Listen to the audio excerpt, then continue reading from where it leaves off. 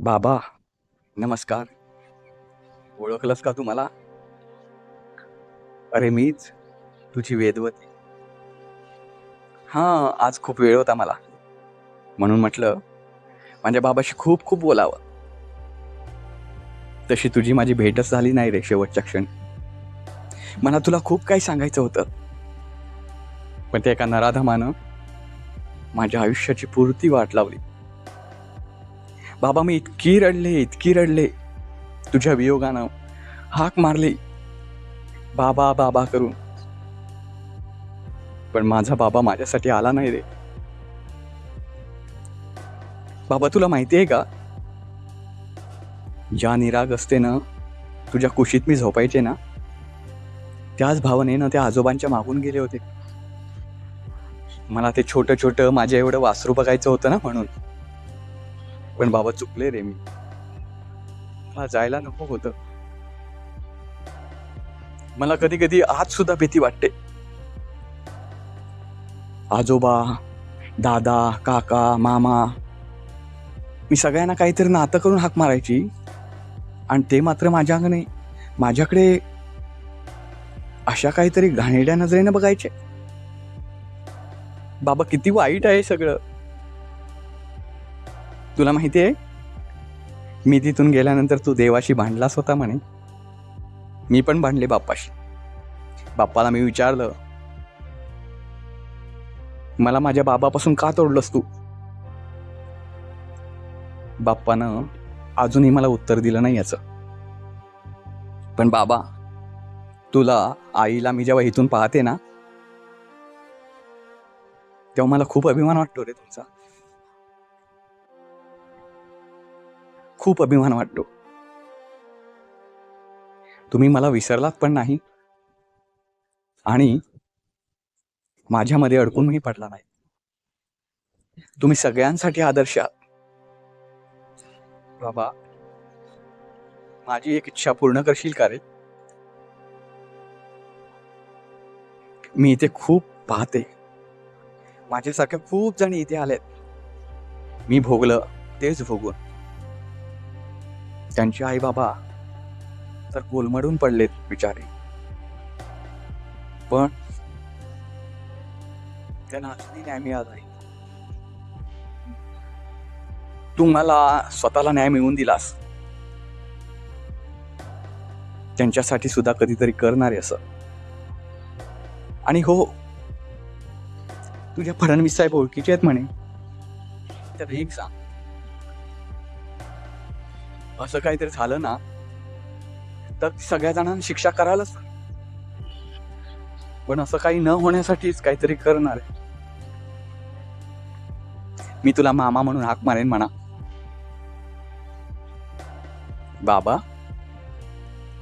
मला ऐकताना तू किती हळवा झालास रे. असाच तो आजोबा जरा हळवा झाला असता ना, तर आज मी तुझ्या कुशीत असते. नेहमी तुझ्याशी मस्ती करणारी, तू माझ्याशी मस्ती करणारा बाबा. मी गाणं किती म्हणायचो ना, मी माझ्या बाबांची, आणि तू पण माझ्याशी मस्ती करायचास. बाबा, कुणाची दृष्ट लागली आपल्या नात्याला? कुणाची? की बाप्पाचीच? इथे बाप्पा मला रोज भेटतो. मी बाप्पाला सुद्धा आवडली असेल का रे? तुला आवडायची तशी? सांग ना खरं. तू बाप्पांशी बोलायचंच ना रे रोज. पूजा करताना, देवाला फुलं वाहताना बोलायचंच ना. मग माझ्याबद्दल काहीच सांगितलं नाही का रे त्याने? मी बाबाला पुन्हा पुन्हा सांगितलं. काय मागितलं माहितीये बाप्पांकडे? मी सांगितलं, मला ह्याच आई बापांकडे जायचंय. पुन्हा पुन्हा पुन्हा पुन्हा पुन्हा पुन्हा खूप वेळा ह्याच आई बाबांकडे जायचंय मला. बाप्पा म्हणाला, हो, नक्की जाशील ना त्यांच्याकडे. मग मी बाप्पाला अनेक सांगितलं, बाप्पा, मला ह्याच आई बाबांकडे जायचंय, पण महाराष्ट्रात नाही जायचं मला तिथे. आपण दुसरीकडे कुठेतरी जाऊ. कारण तिथे कोणी सुरक्षित नाही रे. हे माझ्या शेजारी मुली बघतोय ना मी, माझ्या एवढ्या, त्या बऱ्याचशा मुली महाराष्ट्रातूनच आल्यात वर. त्यानं कुणालाच जायचं नाही महाराष्ट्रात. बाबा, माझं एकच ऐकणार आहे. मी तुझ्या घरी पुन्हा आले ना, तर पण खूप कुठेतरी जाऊ, जिथं तू, मी, आई, माझी दीदी, आपण सगळे खूप खुश राहू, खूप मजा करू, खूप मस्ती करू. पण महाराष्ट्रात नाही जायचं, अगदी फिरायला सुद्धा नाही यायचं. आणि हो, आणखी एक सांगणार आहे तुला, माझी गोड मागणी ऐकशील ना रे?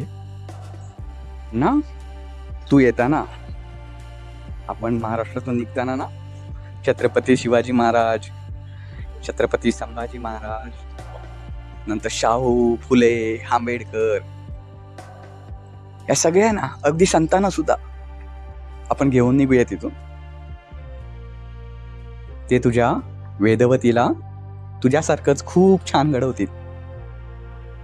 त्यांची मी पुस्तकं वाचत जाईन, त्यांचे विचार वाचत जाईन आणि त्यांच्यासारखीच होईल. पण बाबा, मला खूप वाईट वाटतं हे सांगताना की महाराष्ट्रात हे शक्य नाही रे, शक्य नाही ते. बाप्पाला मी विचारलं, बाप्पा, माझे बाबा सांगायचे की वाईट वागलं ना की बाप्पा शिक्षा करतो. बाप्पा, तू कोणाला अशी शिक्षा केलीस रे? तर बाप्पा मला काय म्हणाला माहितीये हसत? मला म्हणाला, जे वाईट वागतात, घाणेरडं करतात, त्यांना तिकडे नरकात टाकलंय. आणि खूप लोक होते तिथे असे वेदनेनं किंचाळत वगैरे वगैरे. बाबा, आपल्याकडे का नाही अशी शिक्षा होत जशी बाप्पा इकडे आल्यावर लोकांना देतो? बाबा, तुला एक सांगू का? मी इथल्या माझ्या मुलींशी बोलले ना, माझ्यासोबत ज्या वर आल्या त्यांच्याशी, त्या खूप रडताना पाहतो मी. त्यांचं ऐकल्यावरच तुला मी एक सांगते, करशील का माझी मागणी पूर्ण? फक्त एकच कर. मला माहिती आहे तू काय अति श्रीमंत नाहीस, म्हणून मी तुला असं कधीच म्हणणार नाही की कोणाला जरी मदत कर पैशांची वगैरे. पण बाबा, जे माझ्या बाबतीत झालं ना, ते इतर कोणाच्याही बाबतीत घडणार नाही ना, त्याची खरंच काळजी घे. तू काय म्हणतात ते, लोकांना गाईड कर, लोकांना काहीतरी सांग, लोकांना सुशिक्षित बनव. लोक शिकून सवरून सुद्धा अशिक्षित राहिलेत रे. त्याच्यासाठी काहीतरी कर, त्यांना सावध कर. कारण वेळ हातातून निघून गेली ना रे, तर ते सत्यमेव जयते, आणखी काय म्हणतो ना, सत्याचा विजय होतो शेवटी, कोर्टात न्याय मिळतो, ह्या सगळ्या गोष्टी शिल्लक राहतात रे. कारण वेळ हातातून गेलेली असते. ती वेळ हातातून जाऊ नये ना, याच्यासाठी कर. आणि मला वाटतं ना बाबा, त्याच्यासाठी पैसा नाही रे लागणार. मला माझ्या इथल्या खूप मैत्रिणी म्हणत होत्या की तुझे बाबा किती छान आहेत, हा किती छान बोलतात. त्यांना पण मी दाखवले तुझे व्हिडिओ. तेव्हा बाबा त्या म्हणत होत्या की बाबा किती छान आहे तुझे, किती छान बोलतात, तुझ्यासारखंच इनोसंट, किती शांत राहतात ते. आणि एक सांगू, मला एवढा अभिमान वाटला ना तुझा, की मी नेहमी सांगते, आताच्या महाराष्ट्रात काय बघायचं आहे ना तुम्हाला, तर माझ्या बाबांना बघा. महाराष्ट्रात बाकी काय आहे मला माहिती नाही, कारण बाबा, माझा महाराष्ट्र म्हणजे, माझं विश्व म्हणजे तूच होतास रे.